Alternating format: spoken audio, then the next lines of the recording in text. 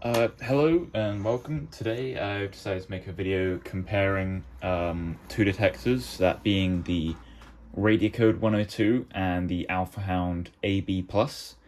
Now this video is going to contain mainly information about these two because this is all I have to compare, but I will also talk about some other of the Radiacode models and how they might do better, and the hound AB plus G as well, just to kind of include comparisons from Radiacode and hound in general, to maybe help you make a decision on what detector to get, and just to know what their pros and cons are, and where they excel and where they don't do so good. Okay, so starting off, I'm going to go a quick overview of the detectors and what they do. So starting off with the Radiacode 102, this is a gamma beta scintillator. It mainly detects gamma, but will detect some stronger betas, depending on if they can penetrate to the scintillation crystal. It has count rate and dose rate, and it can also do spectroscopy, so you can discern what the element that's giving off radiation is. It can also track dose, and there is a mobile app which goes with it, which can make things easier to understand. It helps a lot with the spectroscopy, and it can track dose, and you can see everything from the mobile app, which is really useful and a great feature. Moving on to the hound AB+, this is a alpha beta scintillator, and it does not have dose rate, but it does obviously have count rate. You can set it to CPM, whatever. And it has many different modes to display it in different ways, alpha beta separation, so you can see the difference between the two. It's also very visual. You will see all radiation appearing on this screen, which I find very good for finding radioactive sources. It also does alpha and beta spectroscopy, but I don't really know much about that, so I'll probably only include a little bit on that, as I don't really use it, and I think it can be somewhat ineffective. It's more of like a basic thing, and the alpha spectroscopy isn't very useful. Okay, to start off with some things which I think they are both absolutely great at. They're both very durable, robust detectors, and I love that about that. I've dropped my Radiacode many times, and this is just a very sturdy thing. I've never actually dropped it or anything, but it's a metal case and definitely very durable. They are also incredibly portable. These are both can just fit in a pocket, and you can take it pretty much anywhere you go. They both take USB-C charging and can be hooked up to a computer, so you can see more information. I think they both have like software on the computer where you can see more stuff. They are both scintillators, so they are both quite sensitive to what they detect. So hound is very sensitive towards alphas and betas, and the Radiacode is very sensitive towards gammas. Now, looking at price, this is quite a big difference. I think the base price for this is 250 euros now. I don't know what it is in other currencies, but I think I ended up paying just over 300 because of import tax, as it comes from Europe, and I live in the UK. So I had to pay a tax on it, and it ended up being a little over 300. Now, I think this is somewhere around 400 and something dollars. I don't know what it is in pounds. I think it comes out to something like 330. But yet again, because it's coming from all the way from America, the shipping and the tax ended up making it cost me just over £400. So this is a more expensive detector from someone who lives in the UK. If you live in America, I'm sure you won't have nearly as big of a problem getting this. And if you live in Europe, you won't have nearly as big of a problem as getting this. So it really depends where you live. But I think base price, this is more expensive when you just look at the absolute base price. Okay, so now we're on to the fun part where we get to put the detectors up against some tests against some various different sources to see how they respond. I'm going to start off weak with just this uranium glass. Before, the detector was getting about 8.5 counts per second background radiation. Now, this is an example of where the Radiacode isn't going to help you a whole lot. If you are looking into trying to find antiques, as a lot of people do in this hobby. They do antique hunting and try and find various radioactive antiques.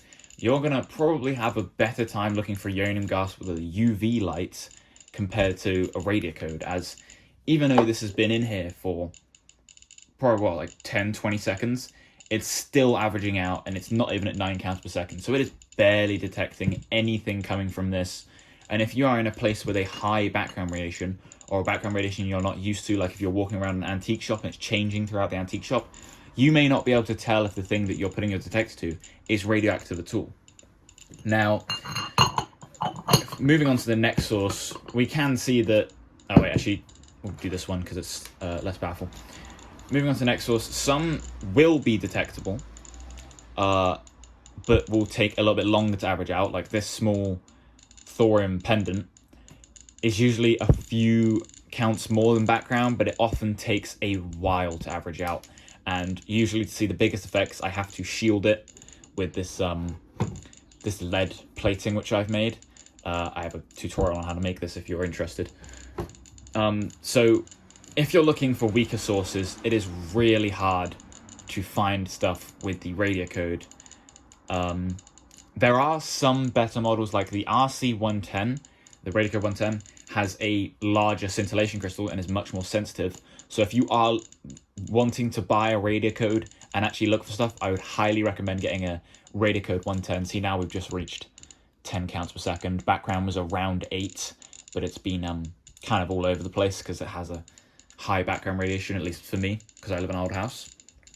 So you can see it is detectable, but it takes a very long time. If you were to like walk past this and like put your detector near it for a few seconds, you'd never know. You wouldn't be able to tell. Now, this is something that I found with the Radiacode when I only had the Radiacode, and this is uranium glaze. This does show that it can be used for antique hunting, absolutely, especially if you're looking for things like radium. It's not as high sensitivity as the alpha hound, as we'll show in a minute, to this kind of stuff, but it is absolutely detecting this, and it can give you a dose rate. If you're looking at high power sources, you'll need to know dose rates for certain stuff.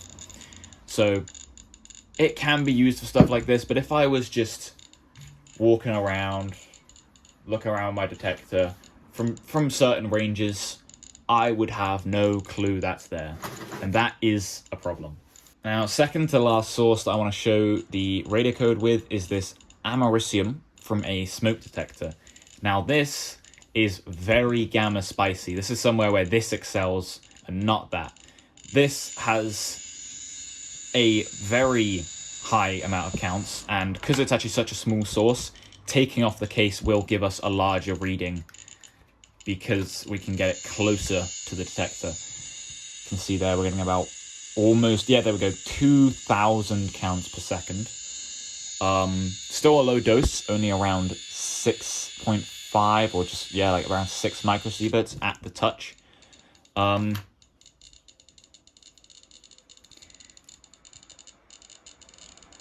Now, if we use the spectrum feature and just, if I reset my spectrum here, you can see this gamma will absolutely give a clear reading very quickly. That is a very low energy peak, or 2 low energy peaks, showing americium's like weak gamma emissions. And this is something that the Radiacode is really good at, because if I open up the app, I'll probably put a picture on screen. You can use the app to make it easier to tell what element it is. So you don't need to like remember what peaks are what. You can just open up the app, Bluetooth connect to it, and drag and drop the thing, and you'll be able to see what element it is by lining up the lines and everything. Now, moving on to the last source here, this is a radium gun sight, which, as you can see, is very spicy. Even with the case, we're getting about 2.7 thousand counts per second. A lot more, not a lot more, but more than the americium. And if I take the case off, we're getting around 4,000 counts per second. And if I switch to dose, despite it only being twice the count rate, it's about what's that, 120 microsieverts, so that's 6, that's 20 times the dose rate. 2 times the count rate, but 20 times the dose rate.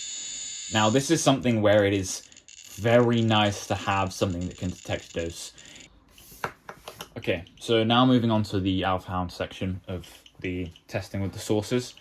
I mean, as you can immediately see, there's more activity from this distance. The background of this detector, if I put my hand in front of it, is usually only like half a count per second, maybe. You really aren't getting many counts. Most of that is gamma radiation being detected as a beta radiation because it's quite high energy.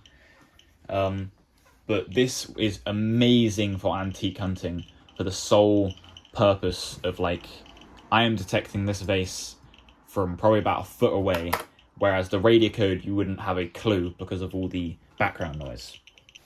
I have had to move the vase out of the way to make this test a bit better, but we're going to test it against this first source, which is this uranium glass. And as you can see, it's definitely higher than background. Moving the source away, you can see it drops to basically nothing. And putting the uranium glass there, it's very weak, but there is some counts. So if you have an alpha hound and a UV light, you'll be able to find pretty much all uranium glass that you will ever want to find. Now, moving on to the next source, this pendant, which I was talking about. You can see much quicker using the alpha hound that it is radioactive, as it is an immediate jump from the almost 0 background radiation to a few counts per second of beta. So that is much easier to see than on the Radiacode. Now onto the uranium glazed vase.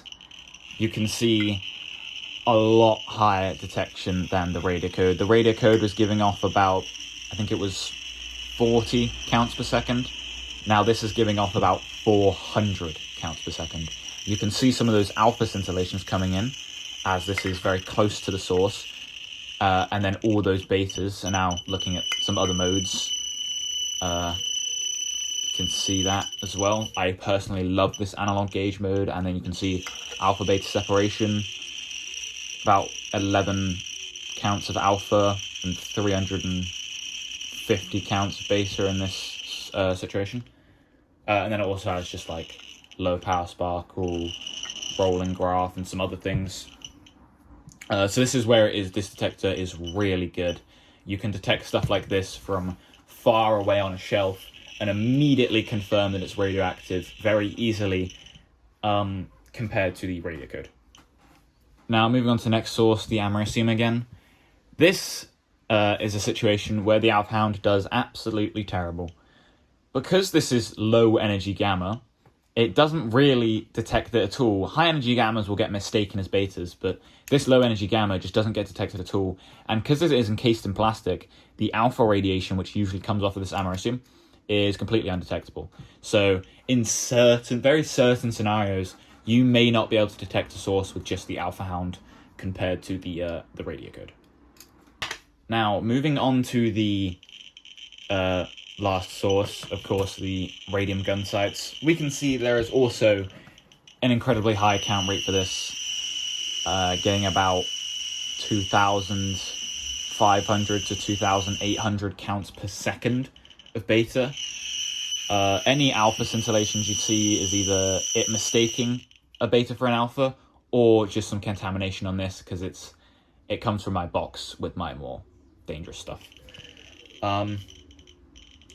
But using this source, we can actually see a flaw in the alpha hound. Now, I need to go grab my shielding. Using this source, we can see that the alpha hound does have slight gamma sensitivity.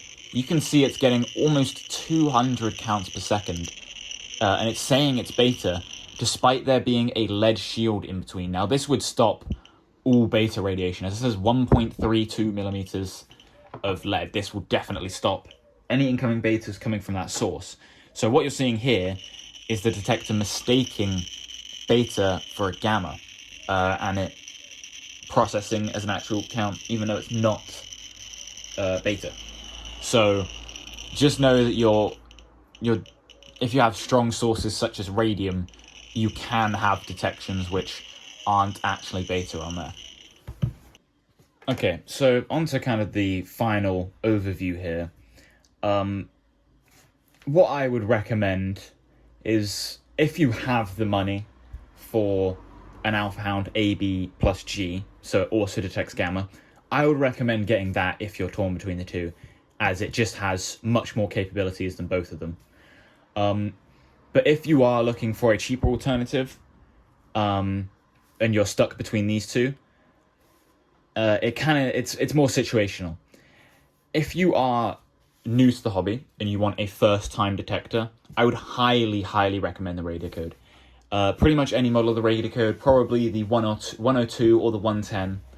Two models of the Radiacode which are amazing for beginners. High gamma sensitivity, you can go and find hotspots in the wild.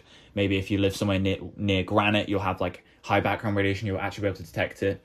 And you don't need any sources to be able to see variations in radiation, unlike the Alpha Hound.